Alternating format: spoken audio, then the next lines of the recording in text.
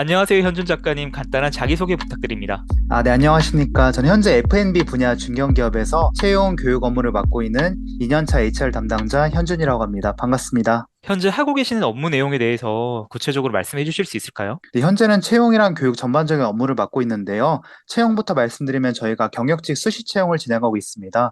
그래서 경력직 채용 프로세스를 전반적으로 운영하고 관리하고 있고요. 그 과정 안에서는 아시겠지만 면접 일정 조율이라든지 인성검사 안내 드리고 그리고 평판 조율 과정까지 함께 포함이 돼서 진행하고 있고요. 교육 과정 같은 경우는 저희가 회사 자체에서 시행하는 교육들이 있습니다. 이제 공통교육, 직무교육 이런 교육들이 있는데 이것을 전반적으로 운영하고 관리하는 역할 추가로 근로계약서 작성까지 함께 진행하고 있습니다. 평판조회라고 말씀 주셨는데 평판조회는 어떻게 진행되나요? 평판조회는 우선 공개형으로 저희가 진행하고 있는데요. 이제 1차 면접 합격자에 한해서 저희가 평판조회 요청서를 좀 보내드리고 있습니다. 거기에는 이제 평판조회는 이제 본인의 평판조회를 맡길 사람을 이제 직접 써서 제출해 주시면 저희가 그분들께 보통 유선으로 전화 드려서 그분의 경력사항이라든지 아니면 업무 평판이라든지 혹은 실력이라든지 이런 부분에 있어서 저희가 한 번 더 크로스 체크 차원에서 진행하고 있습니다. 네, 보통 경력직 대상으로 하시는 것 같은데 경력직 대상으로 동의를 받으신 다음에 그 지원자분이 기재하신 추천인들께 설문조사 형식으로 진행되는 것 같네요. 네네, 맞습니다. 현재는 중견기업에 계시지만 이전에는 스타트업에서 인사를 담당하셨는데 중견기업과 스타트업의 인사 업무는 차이가 있을까요? 인사 업무를 하셨던 분들은 아시겠지만 이제 사실 스타트업과 중견기업 사이에는 이런 인사 업무에서 큰 차이는 좀 없다고 생각은 들어요. 이제 약간씩 중점을 두는 부분은 조금 다를 수 있습니다. 뭐 산업군이라든지 이런 규모별로. 근데 결국은 어떤 곳이든지 인사팀이 있으면 사실 채용, 교육, 평가, 보상, 노무, 조직 문화 이런 부분들을 모두 진행하기 때문에 큰 차이는 없지만 채용에 있어서는 개인적으로 좀 차이가 있다고 생각이 들었어요. 이제 스타트업이랑 중견기업과 비교해 봤을 때 스타트업은 사실 기업의 안정성이 좀 부족하다 보니까 이런 모집 과정에서부터 어려움을 겪는 경우가 많습니다. 이제 상대적으로 인재 지원이 좀 저조하다 보니까 이제 충분한 모집 인원 확보가 안 되고 이게 곧 우수 인재 확보가 어려워지는 부분까지 연결되다 보니까 조금 채용에 있어서는 이런 문제 사항들이 발생할 수밖에 없는데요. 중견기업 같은 경우는 보통 안정성이란 측면이 구직자들한테 강하게 어필이 되다 보니까 이런 저희가 봤을 때도 우수한 지원자들이 생각보다 스타트업에 비해서 많이 몰리게 되는 부분이 있다고 요즘 체감하고 있습니다. 그런 부분에 있어서는 조금 차이가 있다고 생각합니다. 네, 스타트업에 계실 때는 채용 단계에서부터 지원자 모집에 조금 어려움을 겪으셨다면은 중견기업 가서는 이제 많은 지원서들을 받다 보니까 그런 부분에 대한 좀 갈증은 해소되신 것 같네요. 네네, 어느 정도는 이제 사실 스타트업에서 제가 말한 스타트업은 예를 들어 뭐 시리즈 C드라든지 A 단계에 해당하는 좀 기업 정도로 말씀드릴 수가 있는데 사실 이제 스타트업에 그 맞는 지원서를 요청하다 보면 구직자분들은 좀 포기할 수밖에 없는데 중견기업 같은 경우에는 자체 이제 지원서를 들었을 때도 이런 지원을 했을 때 이제 어느 정도 탈락되지 않고 계속해서 이제 채용 프로세스 참여하는 부분도 되게 많이 발견이 돼서 사실 중견기업에선 조금 이런 부분이 많이 체감이 됐던 것 같습니다. 확실히 스타트업에서는 자체 양식을 가지고 모집하기에는 지원자분들이 하나의 허들이 생기는 거기 때문에 좀 지원을 덜 한다라고 하면 중견기업은 자체 양식을 가지고 있더라도 그런 수고로움을 감안을 해서라도 많이 지원을 한다는 말씀이시네요. 네, 정확합니다. 현주님이 갖고 계신 자격증이 굉장히 많은 걸로 제가 알고 있습니다. 뭐 일반 행정사, 직업 상담사, HRM 전문가 외에도 굉장히 많으신 걸로 알고 있는데 이렇게 다양한 자격증을 보유하고 계시는데 취준생들에게 이 자격증은 정말 인사 업무에 도움이 된다. 이렇게 좀 추천할 만한 자격증이 있을까요? 보통 현업에서 담당자분들은 이제 노무사를 많이 추천합니다. 그렇지만 이 노무사 업무 자체가 따기에도 시간도 굉장히 많이 소요되고 리소스가 많이 들어가는 부분이라서 제가 딴 자격증들 중에서 가장 추천하는 거는 HRM 전문가 자격증을 가장 추천을 드리고 싶어요. 이제 자격증 주체 같은 경우는 한국공인노무사회에서 진행하고 있고요. 이 민간 자격임에도 불구하고 이런 전반적으로 자격증을 따는 과정 속에서 공부하는 과정 속에서 HR이랑 근로기준법 기초 부분을 좀 배울 수가 있습니다. 이런 게 실제적으로 어떤 면접 과정에서 강력하게 어필되는 요소가 아닐 수도 있지만 사실 이 자격증을 딴 전후를 대비했을 때 인사 업무에 대한 그런 이해도를 높이는 데는 굉장히 어느 정도 허들도 낮고 생각보다 진입 장벽도 그렇게 높지 않기 때문에 좀 단기간 내에서 이 업무를 알아가는데 그리고 어느 정도 기초 지식을 쌓는데 도움이 돼서 이 자격증을 좀 추천드리고 싶습니다. 현주님이 HRM 전문가 자격증 따는 데는 얼마나 걸리셨을까요? 한 2주일은 안 걸렸던 것 같습니다. 굉장히 빨리 따셨네요. 네네. 면접 과정에서 이렇게 HRM 전문가 자격증에 대한 언급이 있었나요? 실제적으로 면접을 볼 때는 이 자격증에 대해서 물어보시는 분들은 없었지만 이제 기본적으로 이 자격증을 공부하면서 뭐 연차라든지 아니면 근로계약이라든지 그런 사항이 들어가 있어서 그런 부분에 있어서 근로계약 업무를 했었다 보니까 이게 플러스 알파가 좀 됐던 것 같습니다. 네, 확실히 HR 쪽에 준비하시는 분들은 HRM 전문가를 준비하시면은 기초적인 내용, 그리고 기본적인 내용들은 다 학습하고 지원을 하실 수 있겠네요. 네네, 도움이 될 수 있습니다. 지방사립대를 졸업해서 현재 중견기업의 인사 담당자가 되실 수 있었던 본인만의 차별점이 있을까요? 특별하게 사실 저만의 이런 스킬이라든지 지식이 뛰어나서 좀 됐다고는 보진 않고 있고요. 다만 제가 다른 분들과 좀 비교했을 때는 목표 지향성이 굉장히 좀 높다고 생각은 들어요. 강하기도 하고.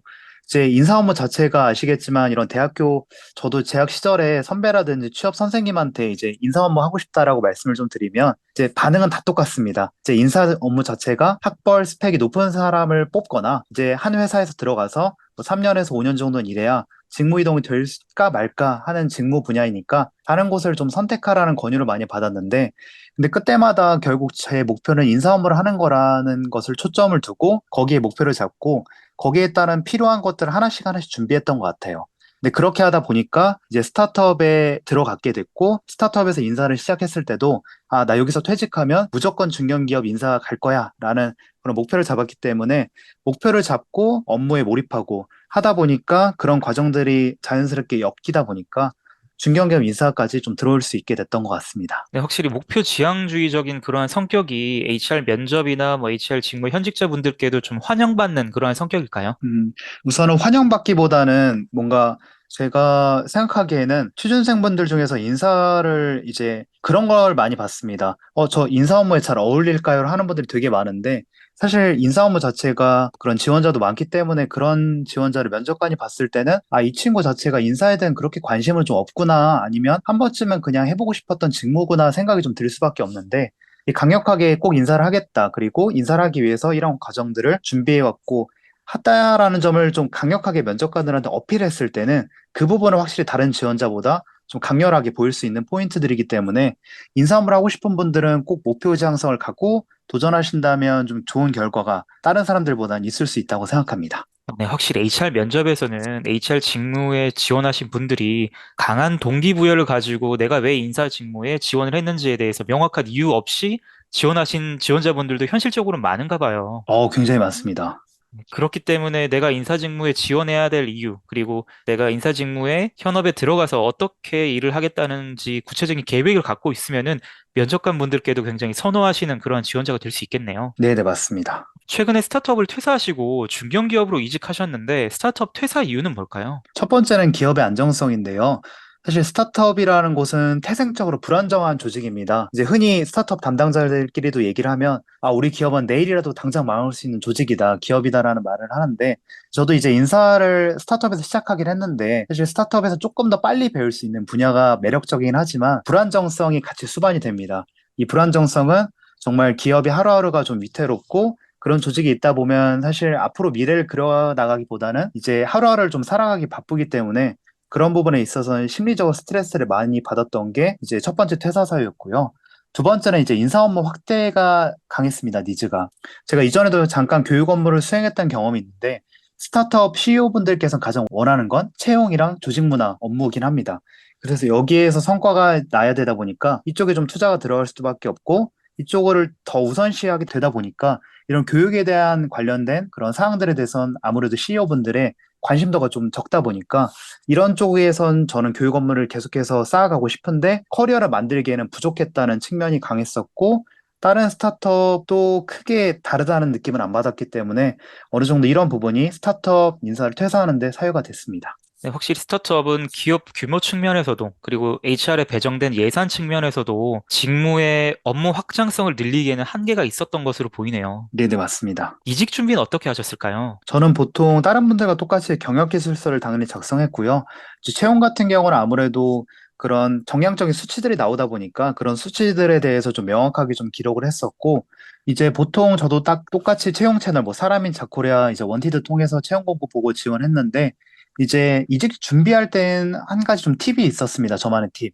이제 크레딧 잡이라는 곳에 가서 이퇴사를 보고 입사 사율이 너무 높다 싶으면 이제 지원을 꺼리거나 이제 서류 전에 합격해도 면접을 보러 가지 않는 그러한 점이 좀 있어서 이러한 점 이직 준비를 하시는 분들께 조금 팁이 될 수도 있을 것 같습니다. 네, 확실히 요즘은 채용 브랜딩이 강세라서 기업에서 채용에 대한 홍보를 많이 하는데 그런 걸 떠나가지고 크레딧 잡 들어가서 입퇴사율 보면은 그 기업이 얼마나 안정적이고 좋은 문화를 제공하는가를 수치적으로 확인할 수 있겠네요. 네네, 맞습니다. 그리고 아까 말씀하신 것처럼 이직 준비에서 채용에서 수치로 증명할 수 있는 부분이 있다고 하셨는데 그 부분은 어떤 내용일까요? 보통 스타트업에서 아웃바운드 채용을 좀 많이 하고 있는데요. 아웃바운드 채용 같은 경우는 이제 우리 기업의 공고를 보고 지원하신 분들이 아니라 이제 인재풀에 있는 분들을 저희가 직접 컨택을 하고 모셔오는 그런 비율을 말씀을 드릴 수가 있는데 예를 들어서 수치화를 한다고 했을 때는 채용 담당자가 하루 동안 20명한테 제안을 보낸다고 했을 때 거기에 대한 수락률이 또 자체적으로 체크가 가능합니다. 20명을 보냈을 때 10명이 수락을 하면은 결국 이제 50%를 수락을 보였기 때문에 이런 정량적 수치를 좀 쌓아나갈 수 있고